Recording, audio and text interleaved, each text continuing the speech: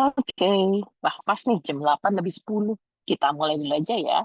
Terima kasih teman-teman sudah berkumpul pada malam hari ini di ruangan Zoom ini. Senang sekali bisa ngobrol-ngobrol bersama dengan kalian pada malam hari ini. Ada teman-teman yang udah ada di dalam majalah Sunday nih dan ada yang setahu aku dari luar majalah Sunday hari ini. Emang agak spesial nih kali ini gathering kita alias kumpul-kumpulnya kita.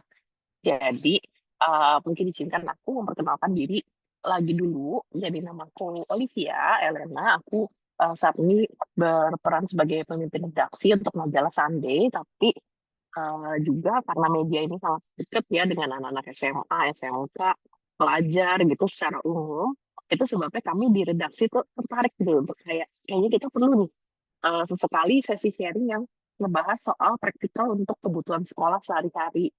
Dan salah satu tools yang memang sering dipakai di redaksi majalah Sun itu AI. Jadi, kami, tertarik dan tergerak gitu ya untuk sharing-sharing mengenai hal ini, siapa tahu bisa memberi manfaat lebih luas ke teman-teman dalam baik di sekolah, di pekerjaan, ataupun di aktivitas lainnya. Nah, di sini juga ada Kak Ari juga dari majalah Sunday ini, kalau Kak Ari wakil pemimpin redaksi, dan juga pengguna AI yang rutin dalam pekerjaan kita sehari-hari. Nah, Kak Ari ini sehari-hari berurusan banyak nih sama teman-teman di majalah Sunday, jadi kita tahu kayak, kadang-kadang teman-teman dari SMA maupun SMK yang lagi magang atau volunteering gitu di majalah Sunday itu nggak selalu kok, nggak selalu paham atau fasih dalam memakai AI. Jadi, kadang tuh kita ngerasa, oh ternyata walaupun, teknologi itu mudah ada di dalam genggaman tangan kita gitu, tapi bukan berarti ternyata kita udah benar-benar paham cara pakainya. Kalau yang paling sering kami jumpai sih, pemakaian AI-nya itu sama aja kayak, kita pakai Google, padahal sebenarnya harusnya beda gitu kan antara kita memakai artificial intelligence sama mesin mencari seperti Google. Nah, kita langsung lanjut saja ke obrolan kita hari ini tuh apa. Kita hari ini mau ngobrol tentang manfaat AI sebagai guru les buat kita lah gitu, dampaknya bisa kayak apa sih buat kita, dan kemudian aku akan share sedikit studi kasus yang aku temukan gitu, penggunaan AI untuk mata-mata pelajaran yang terkait ilmu sosial dan yang terkait IPA Science gitu ya. Nanti teman-teman tentu saja boleh banget nih untuk share juga nah, pengalaman yang kalian dapatin di sekolah masing-masing atau juga di dalam ketika apakah ada pengalaman yang berkesan nih ketika pakai AI untuk pelajaran di sekolahnya sendiri gitu. Nah, tapi yang jelas gini, kalau dari sisi aku pribadi, memakai AI itu eh dulu tuh orang tuh sering banget ya bilang kayak work smarter not harder gitu. Karena emang bener kalau, kita tuh dipaksa untuk bekerja sangat keras, kita kan manusia ada batasnya, tapi kan kadang kita ngerasa nggak sih target kita di sekolah tuh naik terus naik terus naik terus gitu. Sedangkan kita tuh kayak udah berlari sekencang yang kita bisa. Dan ternyata dari beberapa pemberitaan yang aku temukan gitu, baik dari CNN maupun BBC itu emang bekerja terlalu keras tuh bukan, bekerja semakin keras itu bukan solusi gitu untuk setidaknya bukan solusi jangka panjang ya, untuk mendongkrak prestasi kita di sekolah. Pertama, seberapa sih kita mampu untuk memaksa diri kita super-super bekerja keras tanpa mengorbankan misalnya kesehatan kita, fisik maupun mental gitu. Itu sangat nggak efektif dan ya kita nggak akan, bisa untuk jangka panjang kayak gitu, gitu. Kemudian di sisi lain juga, ini konten dari YouthLab yang beberapa waktu lalu aku temukan, ternyata memang, konon katanya, nanti teman-teman bisa mengkonfirmasi yang masih aktif bersekolah nih gitu, konon katanya atensi kita sebagai siswa di sekolah juga udah semakin pendek gitu, kita udah biasa, scrolling di sosmed gitu ya tanpa henti, scrolling bentar nggak taunya udah tengah malam tahu-tahu misalnya. Jadi kadang-kadang attention span kita mungkin kita susah untuk konsen lebih dari semenit mungkin, atau bahkan nggak nyampe semenit konsentrasi kita sekarang. Nah, itu yang katanya bikin, sekolah-sekolah kadang ada yang bikin gimik-gimik tugas praktek unik-unik tuh biar menarik perhatian siswa, kayak yang kemarin yang viral tuh ada ujian praktek, akad nikah kalau nggak salah gitu, kayak heboh banget di sosmed. Nah, di satu sisi, kita udah kebiasa gitu ya main sosmed, dan scrolling-scrolling gitu ya, instan aja. Dan di sisi lain kita udah pastinya generasi-generasi awal yang terpapar sama AI dong Pak ya pastinya, dan penggunaan AI itu bisa menerjunkan kita ke habit ya, ke kebiasaan untuk nyelesain tugas tanpa berpikir gitu. Karena dengan ketik-ketik kita dapat jawabannya, tapi kita sebenarnya nggak paham. Jadi makanya muncul 2 kelompok orang pinter di sekolah nih sekarang konon katanya, yang pinter karena belajar atau yang pinter karena AI. Nah, kalau dari pandangan aku sendiri ya sebagai praktisi, eee, aku sih kalau dari secara industri ya, kita tuh di majalah Sunday sehari-hari itu nggak yang, membedakan ini anak kira-kira, eee, pintar karena belajar atau pintar karena AI ya. Karena kalau di pekerjaan kan yang taunya ada yang, kita taunya pekerjaan selesai, excellent, kontennya tepat, dan juga tepat dengan deadline, tepat waktu gitu. Tapi sebenarnya, kalian berhutang ke diri kalian sendiri gitu ketika, kalian ini benar-benar paham isunya atau, sekedar mengoper apa yang AI udah kasih gitu. Nah, dan ini adalah satu habit yang pasti harusnya dimulai dari ketika kita masih di bangku SMA atau SMK atau kuliah gitu. Jadi kita harus decide gitu ke diri kita sendiri, kita tuh mau benar-benar pintar karena belajar. Di sini maksudnya pintar karena paham gitu ya, atau pintar karena AI. Menurut aku sih AI itu bisa menjalankan peran sebagai kedua-duanya gitu, sebagai shadow teacher nih menurutku.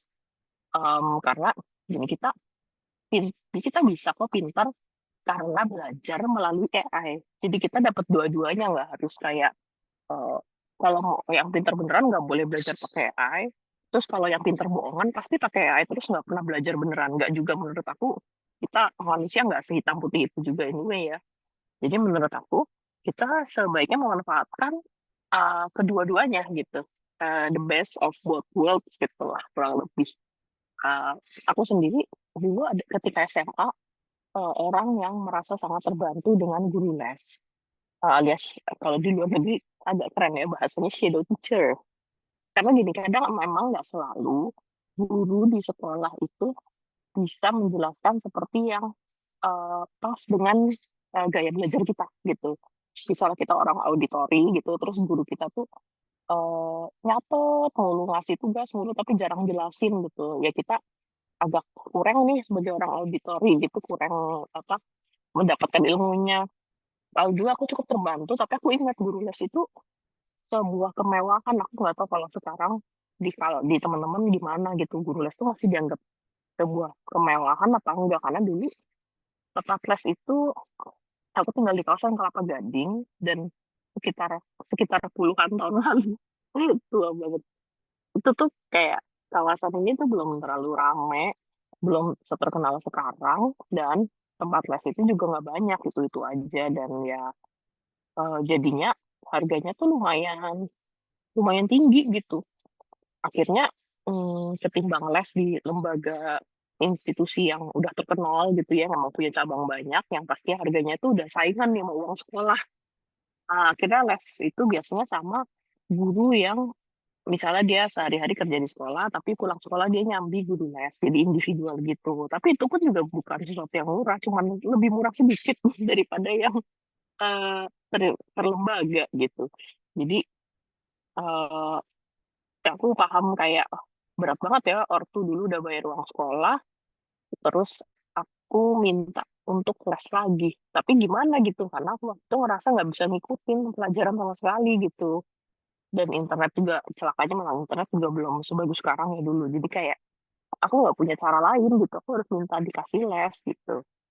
Nah untungnya jadi waktu itu situasinya aku waktu itu ngalamin kurikulum di mana kelas 10 itu belajar semuanya, kelas 11, 12 itu penjurusan IPA, IPS.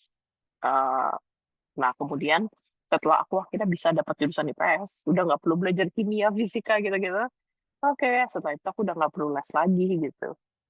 Cuman setahun pertama itu sih. Nah, AI sendiri itu, bisa banget untuk menjalankan peran sebagai guru les kita. Dengan, tanda kutip gratis ya, karena aku pakai tanda kutip karena nggak semua AI gratis kan, ada limitasi tertentu kemudian kita akan ditawarin bayar premium atau upgrade ke plus-plus gitu. Tapi at least menurutku yang gratis pun sudah bisa menjalankan peran setidaknya mempermudah dan mempercepat proses belajar kita, mendukung penyelesaian tugas sekolah. Nah ini, apa, garis bawahi kata mendukung. Mendukung bukan menyelesaikan tugas sekolah kita buat kita gitu ya, tapi dia membantu, anggaplah kamu punya asisten nih di rumah gitu. Dan memberikan pembelajaran yang lebih personal. Nah ini kuncinya adalah jago-jagonya kita ngeprom. Ngeprom alias ngasih komando nih ke AI-nya. Keunggulannya apa? Dibandingin guru les tradisional gitu, AI tentu saja tidak terikat oleh waktu dan lokasi. Bisa kita punya guru les, kita udah janji les seminggu 3 kali jam segini sampai segini. Mungkin kalau ada waktu-waktunya guru les itu lembur sih. Kalau misalnya kita lagi musim ujian, kita bisa les tiap hari, atau mungkin H-1 satunya kita seharian di tempat les misalnya. Tapi nggak berarti terus kalian tengah malam bingung lagi begadang ngerjain tugas, terus kalian nelfon guru les kalian dan dia akan mengangkat dengan penuh senang hati gitu. Pasti adalah keterbatasan waktu dan lokasinya, sedangkan AI selalu aksesibel buat kita. Belajar mandiri sesuai kecepatan kita. Bisa membantu belajar kapan saja dan di mana saja. Kita buka HP di toilet gitu ya, bisa. Mampu memberikan pelajaran yang sesuai sama kebutuhan kita sudah pasti.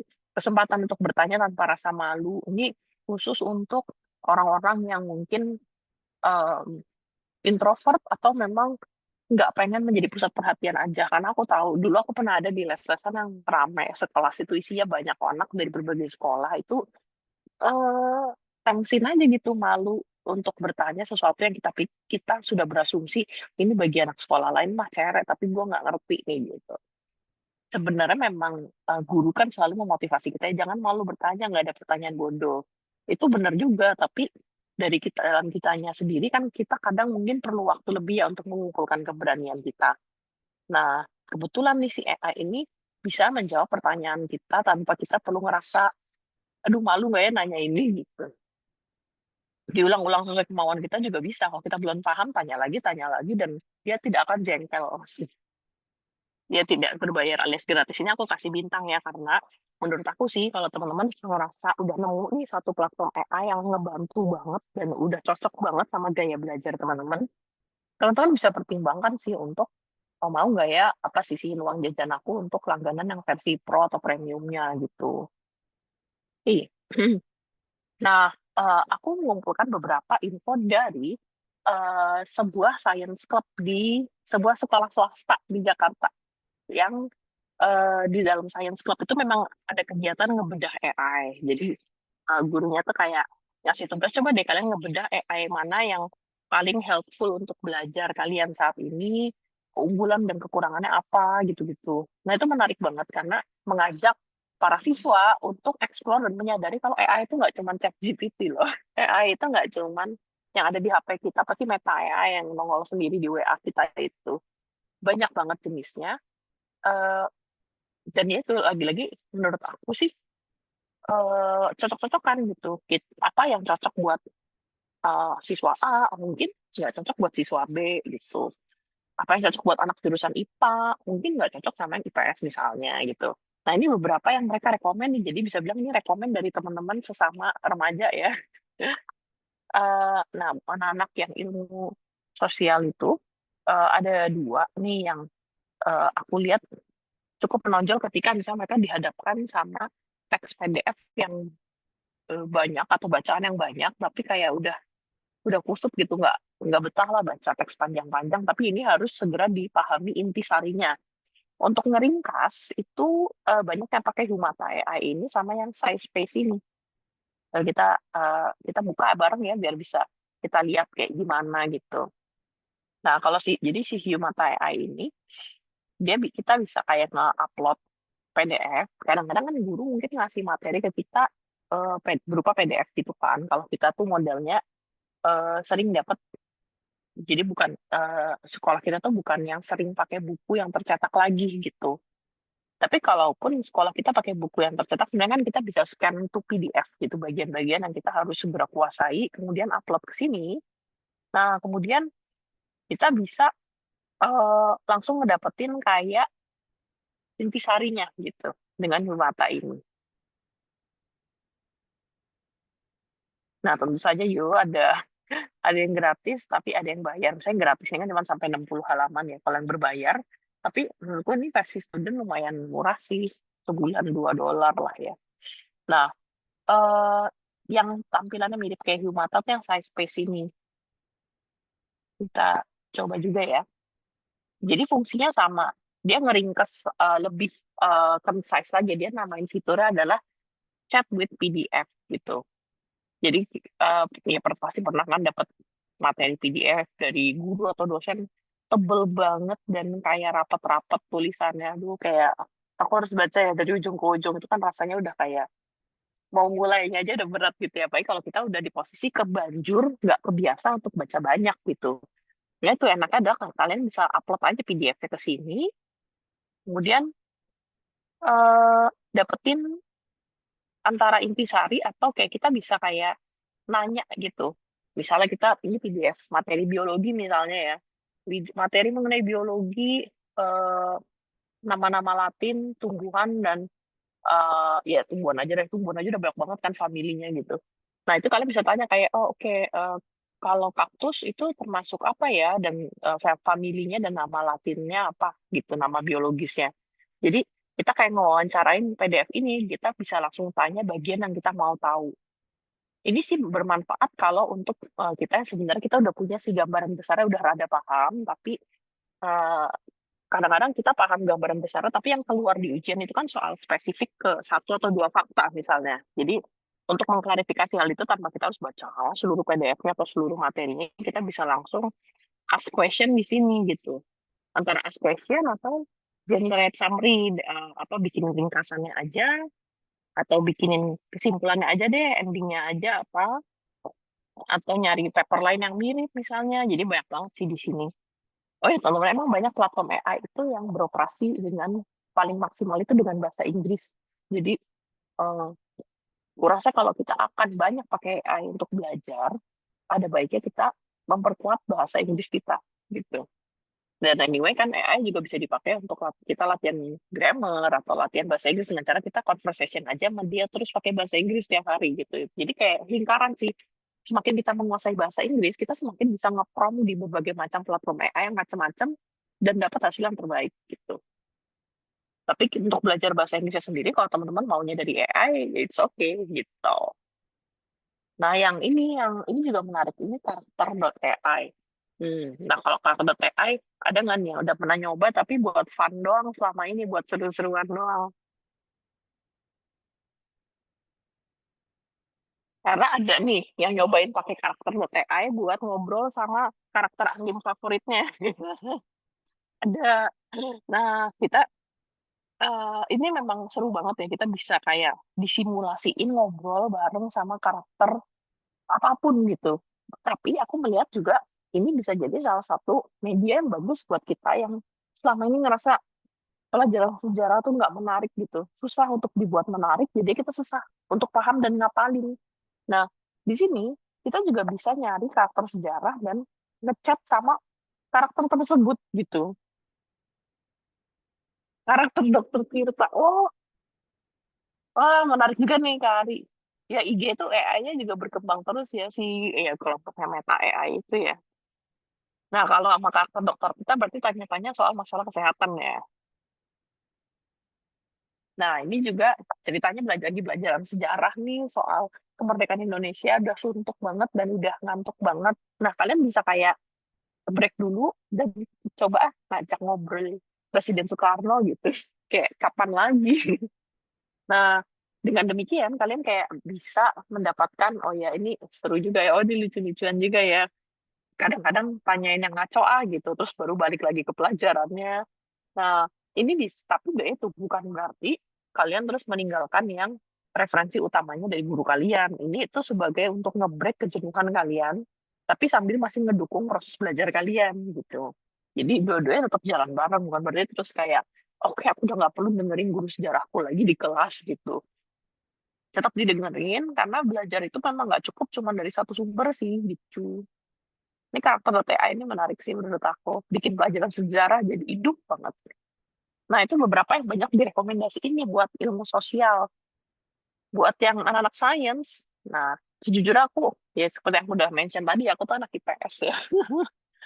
Jadi untuk pelajaran-pelajaran seputar STEM gitu, science, technology, engineering, mechanical, dulu aku tuh nggak dapet. Bahkan sebenarnya dulu di sekolahku anak IPS bisa nih kalau mau ngambil ekstrakurikuler apa tuh elektronika, tapi tentu saja aku tidak mengambilnya. Nah, cuman aku melihat dan bertanya ke sejumlah siswa gitu ya, yang paling sering sih memang ChatGPT sih. Banyak banget yang maksudnya kalau ChatGPT aku melihat dia itu memang sudah sangat populer, sangat termasuk yang umum dan mudah digunakan juga. Sebenarnya nggak hanya untuk pelajaran-pelajaran berbasis IPA sih, tapi aku mau sedikit share eh, cara ngepromnya gimana biar kita tuh tetap belajar. Jadi biar kita nggak cuma mindahin apa yang AI kasih ke dalam kertas ujian atau kertas PR kita, terus kita nggak belajar apa-apa gitu. Jadi eh, yang seakan-akan yang sekolah itu AI-nya doang gitu. Karena pasti tapi aku paham sangat besar godaan menuju ke sekedar kopaste AI terus taruh di eh setorin aja apa jawaban AI ke guru kita. Secara sebelum memulai kelas ini kita juga ngobrol nih sama perwakilan beberapa guru dan memang kita mendapati oh ya memang belum semua guru itu punya skill untuk ngebedain ini kira-kira jawaban AI atau bukan. Nah, tapi itu setidaknya kita menurut aku mungkin tidak harus kita benar-benar paham sampai ke dalam-dalamnya apa kalau itu pelajaran yang memang kita udah tahu nih di masa depan rencana hidupku itu nggak terkait sama pelajaran ini. Misalnya kalau dulu aku anak IPS tuh dulu banyak banget yang mau jadi IPA, mau jadi IPA, mau jadi akuntan, kerja jadi akuntan. Tapi aku sadar kok aku lemah banget ya di akuntansi dan aku nggak happy kalau lagi ngerjain tugas akuntansi. Terus aku mendapati, oh aku tuh senangnya di bahasa Inggris gitu. Ya, tapi kan bukan berarti kita terus sengaja ancur-ancurin nilai akuntansi di sekolah kan. Kasihan juga orang tua kita lihat rapot kita. Jadi tetap diusahain lah, lulus lah gitu, KKM lah. Tapi sambil tetap dibangun semangat belajar bahasa Inggrisnya dikulik sampai dalam. Tapi setidaknya ilmu akuntansi basicnya kita juga tetap harus paham gitu. Karena kita nggak pernah tahu, ya kapan-kapan ternyata kita butuh tuh ilmu. Kapan-kapan misalnya kita jadi udah kuliahnya bener nih, kuliah jurusan bahasa Inggris nih misalnya. Jurusan sastra Inggris deh gitu. Banyak loh orang masuk sastra tuh dengan pemikiran biar nggak ada hitung-hitungan gitu. Ternyata jadi panitia acara kampus harus bikin laporan keuangannya. Nah, nggak terduga kan, ternyata tetap butuh gitu, tipis-tipis mah butuh. Nah, ini aku kasih contoh, salah satu yang eh, aku sengaja copy ke sini, salah satu contoh soal PR fisika anak SMA gitu ya. Fisika itu salah satu pelajaran yang aku benci banget dulu. Nah, aku kalau aku membayangkan kalau dulu ketika aku SMA tuh ada AI dan aku suntuk banget sama fisika, bisa jadi sih memang aku cuma akan kopas aja di sini taruh soalnya di sini. Terus kan dia kasih nih jawabannya. Eh, Suatu benda mengalami dua gaya. Gaya pertama 40 Newton membentuk sudut 35 derajat dengan sumbu X positif. Jika benda berpindah sejauh 4 meter pada arah sumbu X positif, seberapa besar usaha yang dilakukan gaya tersebut? Wah, pusing. Nah, itu dia kasih jawaban. Tara gitu, 131,07 Joule. Dia ngasih jawaban, tapi juga bagusnya sih ada penjelasannya. Cuman aku membaca ini, aku nggak paham. Jadi eh, aku tahu, aku tuh belum paham gitu. Karena kalau disuruh mengulangi sendiri tanpa ini, aku nggak bisa. Kalau ukurnya di situ aja. Kalau teman-teman setelah baca penjelasan ini, terus suatu hari ujiannya offline dan kalian harus nulis sendiri, bisa nggak? Kalau nggak bisa, mendingan ajukan pertanyaan kedua, yaitu jelaskan seperti ke anak SMP yang belum paham apa-apa. Jadi eh, bukan kesalahan sih, ya kesalahan mungkin bisa tergolong kesalahan deh. Ketika orang pakai AI adalah ngeprompt tuh cuma sekali gitu, kayak sekali udah dapet jawabannya beres nih. Nah, yang beres tuh hanya PR-nya kalian, tapi belajarnya belum beres karena belum paham gitu. Jadi AI ini kan nggak kayak nggak kayak apa ya, nggak kayak sesuatu yang setiap kali nanya bayar 1.000 gitu. Maksudnya kalian bisa bertanya terus lanjut tanya lagi, dia juga nggak bakal murka gitu. Kalau kalian pernah ngadepin guru yang nggak sabaran ya ditanyain lagi terus kayak mukanya mulai ditekuk tuh. AI itu kan otak imitasi gitu. Dia nggak punya emosi, nggak punya perasaan. Kalian cerewetin dia juga dia akan jawab aja gitu. Jadi jangan ngeprompt cuma sekali, kejar terus sampai kalian paham. Dengan begitu, posisi kalian tuh ada di atas AI-nya. Kalian itu mandorin AI itu untuk mengajari kalian, bukan AI-nya yang ngerjain PR kalian, tapi kalian nggak paham apa-apa gitu. Nah, kuncinya di situ. Jadi, kalau ini penjelasan ini tidak memuaskan atau membuat kalian paham, lanjut aja. Kadang-kadang aku suka downgrade, downgrade dalam artian gini, kita tahu kita SMA, eh, dan kita sebenarnya bukannya nggak paham fisika juga dong gitu. Tapi untuk mendapat penjelasan yang paling sederhana, kita turunin aja, misalnya jelaskan seperti ke anak SMP, misalnya gitu. Karena secara bahasa AI itu kan cenderung generik dan formal gitu. Jadi kadang aku sih ngerasa lebih simple, akan penjelasan lebih mudah kita cerna ketika kita agak turunin. Ketika kita mau ngertiin soal anak untuk anak SMA dan sebenarnya kita memang anak SMA gitu, tapi kita bisa kok bilang kayak jelaskan seperti ke anak SMP yang belum paham apa-apa gitu. Kemudian dengan begitu dia dengan sendirinya bikinin analogi buat kita dengan bahasa yang simple banget. Dan untuk bagian-bagian yang kita masih belum paham, ya tanya lagi aja gitu. Toh dia sudah bilang juga kan, jika ada bagian yang masih bingung, saya siap membantu gitu. Kurang ramah apa bintang 5. Jadi eh, kuncinya adalah kita nge-prompt itu jangan sekali doang, kejar terus sampai kita benar-benar paham. AI-nya tidak akan marah, ngambek, atau nge-hang. Kecuali internet kalian habis ya. Jadi kuncinya sih di situ. Dan tadi Kak Ari udah sempat mention soal AI ya. Soal IG ya. Aku jadi kepikir nih, aku juga sempat nih ngambil contoh dari IG. IG itu sekarang kan chat with AI-nya emang makin beragam juga. Dan aku juga nemu ada guru fisika juga. Jadi kayak oke, bahkan ketika kita lagi scroll-scrolling sosmed iseng, lalu tahu-tahu ingat, aduh belum ngertiin PR fisika. Kita bisa loh, ini aku dapat AI yang physics teacher nih. Terus ya udah aku coba bertanya pertanyaan-pertanyaan fisika, Newton, dan bahkan dia menjawabnya dalam bahasa Inggris ya. Jadi aku sempat berpikir, oh oke, dia jadi rata-rata apps ini kan memang di-develop dengan bahasa utama itu bahasa Inggris, terus baru bahasa lainnya. Itu sebabnya aku bilang kalau kalian bisa menguasai bahasa Inggris dan terbiasa pakai AI dengan bahasa Inggris, akan lebih baik. Tapi nggak apa-apa kalau kalian untuk as a start gitu bahasa Indonesia aja dulu. Nah ini ketika dia jawab pakai bahasa Inggris, aku nanya sih, bisa jelaskan dalam bahasa Indonesia, dan oke, dia bisa menjelaskan dalam bahasa Indonesia yang aku setelah aku baca masih cukup natural lah, nggak malah bikin tambah bingung gitu. Jadi di IG pun juga sudah ada dan menurut aku udah helpful banget gitu. Jadi banyak banget ya sumber di mana kita tuh bisa belajar, tinggal kemauannya kita aja.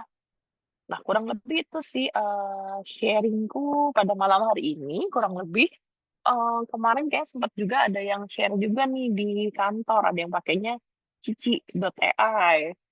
Terus ada apa lagi ya? Banyak banget kayak, oh, yang kakak-kakak mahasiswa pasti paling sering pakai Perplexity ya. Dia juga sering banget buat urusan paper gitu-gitu. Nah, silakan nih teman-teman kalau ada yang mau ditanyain atau kalian mau sharing soal pengalaman kalian pakai AI untuk urusan sekolah maupun yang urusan lain juga nggak apa-apa sih. Coba deh boleh-boleh di-sharingin ya. Boleh tanya atau sharing langsung, atau kalau mau lewat chat juga nggak apa-apa.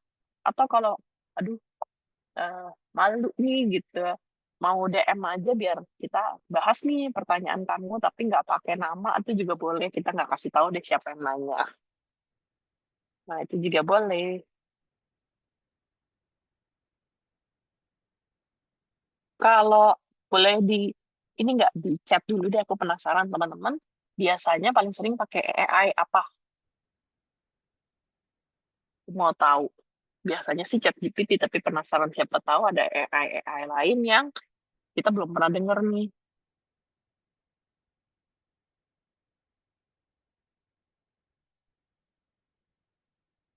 boleh ya di-chat jenis-jenis apa AI yang sudah rutin kalian pakai. Kalau Kak biasa pakai Voe, Copilot, sama Perplexity.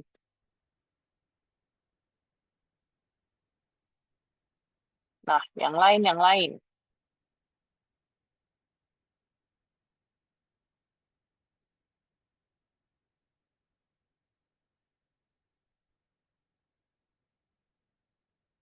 Sambil nunggu teman-teman yang lain, aku mau share kalau ke depannya kita tuh berencana bikin kelas yang benar-benar terkait sama prompt engineering-nya itu sendiri. Karena sebenarnya basicnya adalah hmm, apapun platform AI-nya, platform AI itu kan bakal berkembang terus ya. Ke depannya tuh bakal pasti juga banyak, developer juga makin banyak gitu. Nah, tapi sebenarnya itu tuh kayak apa ya, ibaratnya kayak kendaraan.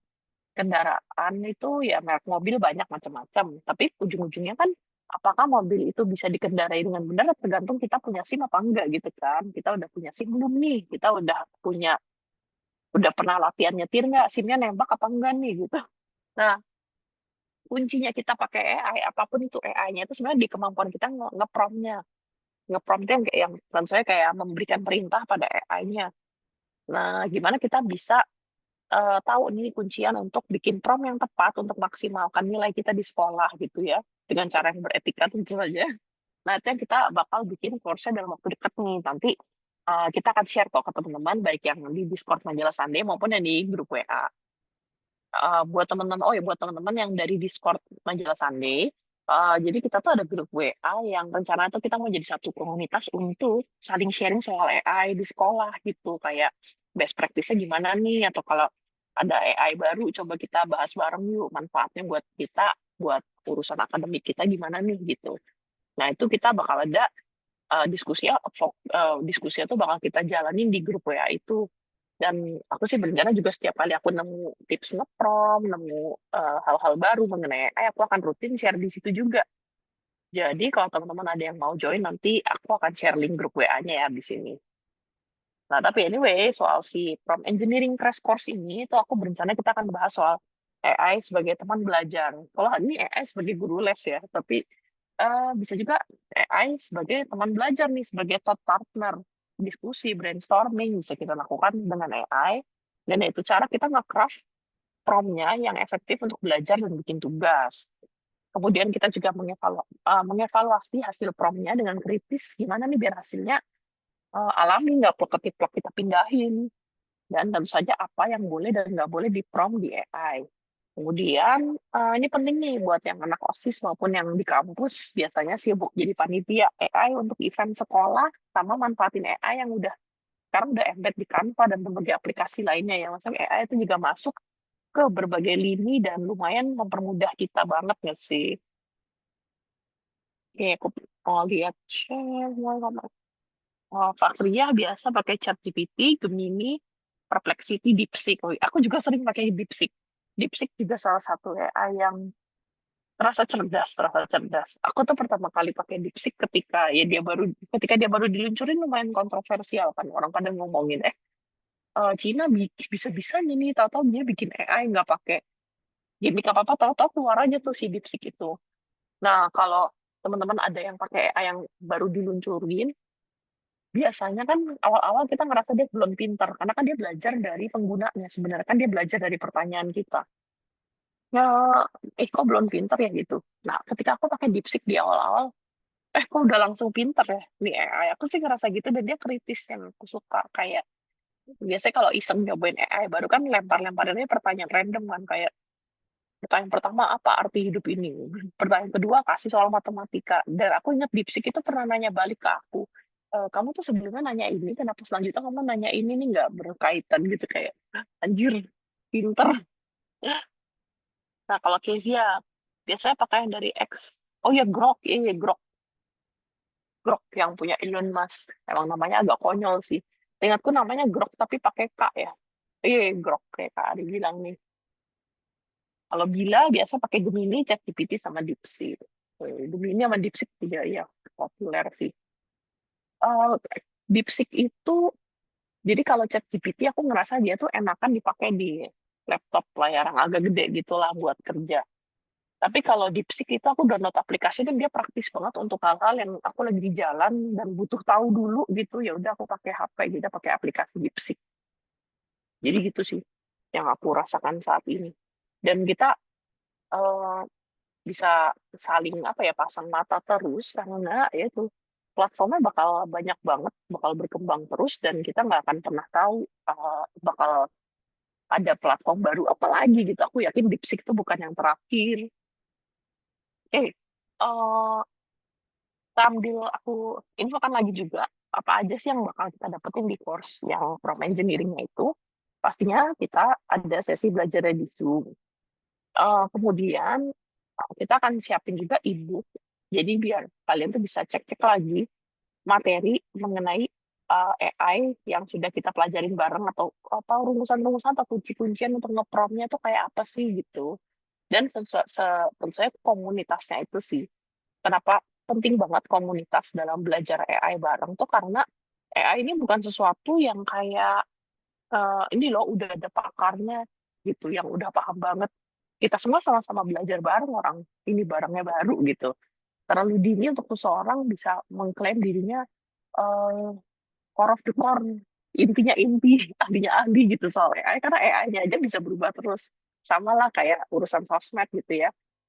Aplikasi Instagram kita aja bisa berubah mulu, tahu-tahu ada penambahan ini, tahu-tahu ada perubahan fitur itu. Jadi emang paling, oke yang namanya teknologi itu kita pelajarin bareng dalam komunitas yang sama-sama saling nyoba dan saling ngulik gitu.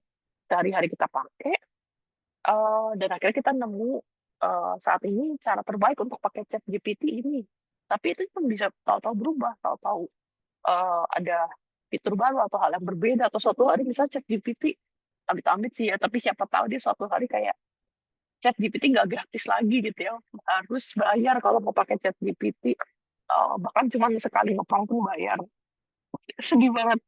Tapi misalnya itu terjadi kan, ya udah kita kan harus cari, platform AI lainnya untuk ngebantu kita di sekolah gitu.